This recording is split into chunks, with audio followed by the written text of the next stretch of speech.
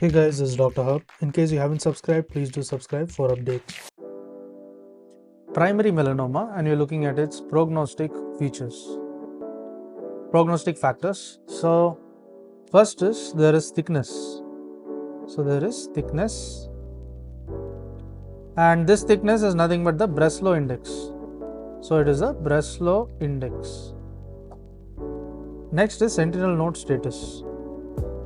Sentinel node status. Then comes the ulceration. Ulceration. Next is the mitotic rate.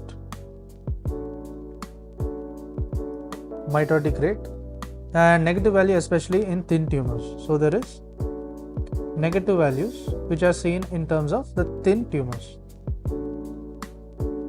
Then comes the regression. So there is regression. So this regression is underestimation of the Breslow. Next is the prognostic factors. It includes the age.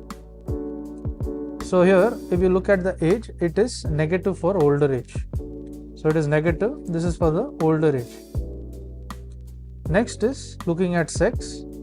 It is negative for the males. Negative in terms of males. And when you look at location, it is negative, and this is negative for the head and neck.